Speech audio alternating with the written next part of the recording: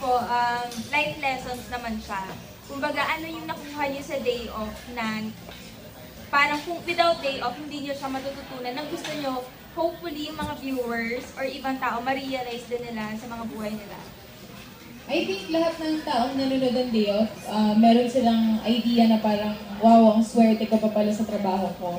Lalo na sa amin, ng mga artista, di ba, medyo mas swerte na kami, medyo mataas sweldo namin, marami kaming freebies, ang dami namin napupuntahan, tapos, pinapaganda kayo, pinapamper kayo. Pag nagawa namin yung trabaho nila, medyo wake-up call sa amin, oh my gosh, sobrang hirap pala ng trabaho ng ibang Pilipino. Tapos tayo sobrang privileged, minsan nakakapag-isip pa tayo ng reklamo. Parang ganun. Yun yung, I think, yung personal, sa akin, reality check. Saka, yun nga, natutunan ko nga na sobrang resilient talaga ng mga Pinoy na, yun nga, hindi mo, lulubog ka sa septic tank, maghuhukay ka ng kung ano-ano, yung mga makinang binubuhat sobrang bigat. And lahat sila, pag ini-interview namin, pag tinanong para saan, laging para sa pamilya, ipapadala sa probinsya, ipapadala sa ganito, sa ganyan.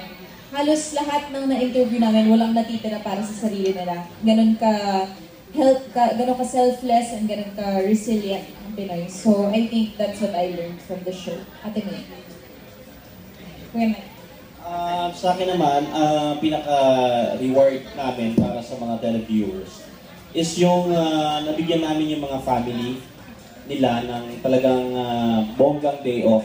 Kasi talagang nararamdaman namin, pagkasama namin yung family, yung bang talagang first time nila na-experience, tuwan-tuwa sila dun sa mga hotel accommodations, dun sa mga kinakain nila, yun, nafe-feel namin yun na talagang deserving yung family na yun. So, para sa amin, parang nakakataba ng puso, tsaka parang nakakalawak ng pag-iisip na parang ang swerte pala namin na ganito yung ginagawa namin.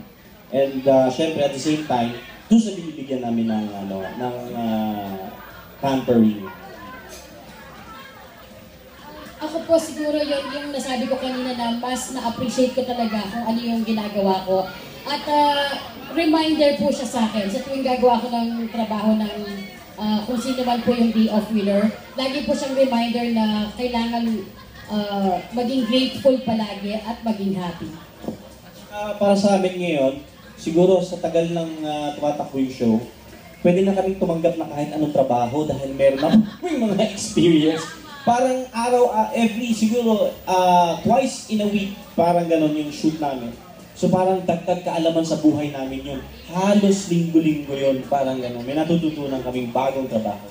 Parang feeling ko ngayon, kahit saan kami pumunta, medyo mas na kami, mas malawak yung pag-iisip. Kunwari sa restaurant, kain kami. Na-try na namin sa loob kung gaano naintindihan namin gaano kahirap linisin to, magluto sa loob, pag-serve. So minsan yung may mga, sure ako dun, minsan, kunwari na late yung burger mo ng 5 minutes, medyo nabubuisit ka na, nasa na yung pagkain ko.